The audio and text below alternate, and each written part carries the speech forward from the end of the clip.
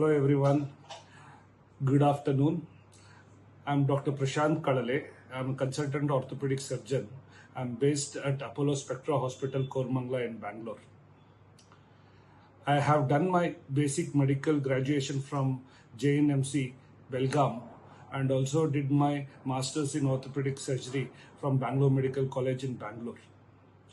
I have been in the National Health Service in the United Kingdom for over a decade and served in many good institutions and also learned higher surgical techniques of the sports injury management in the United Kingdom.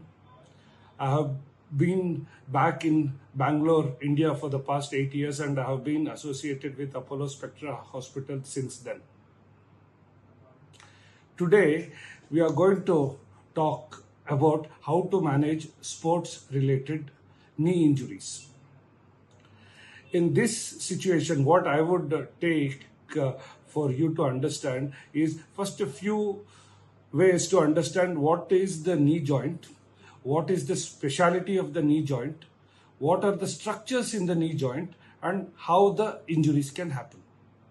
When we have a brief idea about it, it becomes more easier for people to understand what exactly is the sports injury and what we expect from it and what will be the outcome of the management. The knee joint is a very complex joint and one of the largest joint in the body. The speciality of humans is that we stand on both legs and walk on the bottom of our feet. The knee joint is meant to do many higher functions. It loads the knee, takes the whole body weight, it bends the knee, it also turns to an extent in the possible direction. In medical terms, we call it a synovial and hinge joint. Synovial is the layer which covers the knee joint and provides the fluid for the knee joint lubrication. The knee, if I may show here, consists of many bones. Essentially, three important bones make the knee joint, which is the femur, which is the thigh bone. Next is the tibia, which is the shin bone. Next will be the patella. The fibula is one of the bone which is associated around the knee but will not contribute directly to the knee joint. The knee is supposed to be very smooth. It has got what we call hyaline cartilage, which is about 8 to 10 millimeters thick, and it also has got good lubrication from the synovial fluid. In between the femur and tibia, we have got what we call the bush, which is called the menisci. This is the higher cartilage, fibrocartilaginous structure, which gives good stability for the knee. It gives a good cushioning of the knee so that it doesn't get injured, or it takes all the load of the knee when it is supposed to take and do the regular action. As I mentioned, knee is one of the largest joint in the body. It is what we call musculoskeletal system because the muscle moves the joint. So the big muscle which is in the knee is called quadriceps muscle, which is in the front of the thigh. Behind the thigh is the hamstring muscle. So this thigh bone is covered with the quadriceps muscle, which comes with the patella, and then the patella goes down into what we call the patellar tendon. The ligaments are there in the knee to give extra support. There is a major ligament which is called anterior cruciate ligament, which helps for the femur to rotate on the tibia and gets the stability of the knee. Behind it is what we call posterior cruciate ligament, which also gives good stability to the knee joint and doesn't allow the tibia to come forward when the knee is bent. Along with that, there are two sets of ligaments in the knee. One on the inside, what we call the medial collateral ligament, and the other one on the outside, what we call the lateral collateral ligament. They give the support to the knee from side to side impact or side to side movement. The last one is the set of bush, what we call the meniscus, which is on the inner side what we call medial meniscus, and the outer side what we call lateral meniscus. These all together, there is the stability of the knee, which is provided in 3 dimensions: top to bottom, front to back, and side to side. So with all these things together, the knee performs complex movements. The main movement is bending and straightening, what we call flexion and extension. On the top of it, the thigh bone rotates on the shin bone. The femur rotates on the tibia, and the ligament which helps this to happen is called the anterior cruciate ligament. So for normal purpose, if somebody is walking, they need a straight knee. If somebody is sitting, the knee has to be bent. I want to give a brief idea about the amount of force which goes through the knee when somebody is walking or doing the routine activities. If somebody is about 70 kgs in weight, the load on the knee when somebody is walking is 1.5 times their weight. So for a 70 kg person, it's close to about 105 kg which goes onto the knee for a momentary time before the pattern gets regularized. If somebody is climbing the stairs, then the force onto the knee is almost like 2 to 3 times, almost like 2.5 times their body weight. So if a 70 kg person is walking up the stairs, then the knee is taking a load of about 175 kgs.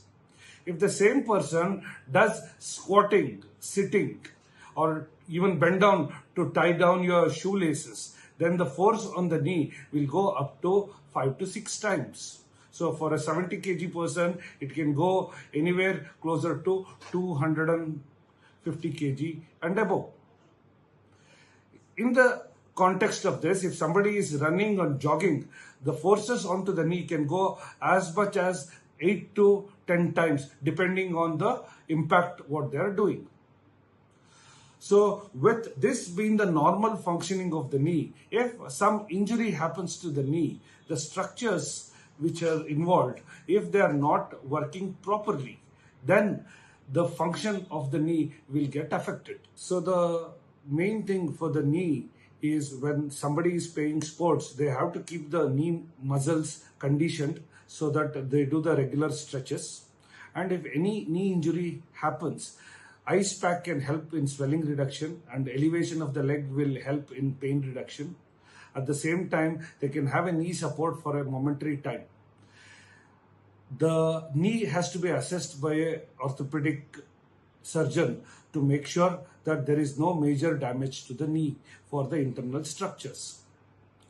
The common injuries which can happen is the anterior cruciate ligament injury, the meniscal injuries, and the patellar dislocations. This is apart from the fractures around the knee joint. The anterior cruciate ligament injury commonly happens when the foot is stuck on the ground and the top of the knee turns around. So this is most likely to happen during football injuries or any other sport related activity. Usually people hear a popping sound and find it difficult to mobilize. They may walk initially, but later on in the next few weeks, they will have what we call instability symptoms.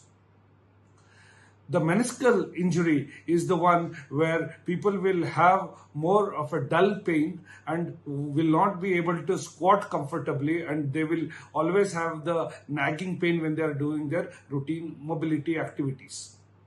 The patellar dislocation comes as a smaller injury when compared to these two, where the dislocated patella can be pushed back by a trained professional, probably your sports physio or a sports coach, or probably even a trained athlete if that happens on the ground.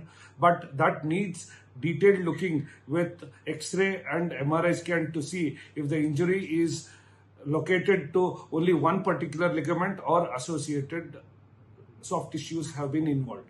Many a times, depending on the force involved, there are higher ligaments involved at the same time. So in these cases, this needs to be thoroughly assessed and needs to be and understood as to what are the requirements of the patient and what is the expected outcome if we leave the injury to heal by itself. Many a times, some of the injuries can heal by itself if the patient is having low demand activity. Especially in sports related injury, when the injury happens during sports and the requirement or the expected performance of the knee is high, the ACL injury is good enough for many of the athletes to stop their favorite sporting activity or cut down on that. So we will have to have a look at it clinically, and we do a procedure called arthroscopic ACL reconstruction, which will help the knee stabilize back to where it was so that people can get back to their previous mobility state. If the meniscus is injured, we do what we call arthroscopic meniscal repair. That is a part of the meniscal balancing. Very rarely, if the repair is not possible, we will have to trim the edge of the meniscus. The patellar dislocation is usually going to be treated with a good amount of physiotherapy and good rehab, which will give a good outcome. If the patellar dislocation is happening on a recurrent basis and giving instability and having more problems to the sporting event, then we will have to look whether the person would need surgical intervention. So here in Apollo Spectra Hospital, we specialize in sports injury management, and our dedicated physio team are well-versed with all sorts of sports injury and have very good professional experience and have made a difference to many of the sporting athletes. And I would suggest that if anybody has got any specific sports related injury or any concern, please do contact so that we can try to help you out in the best way possible.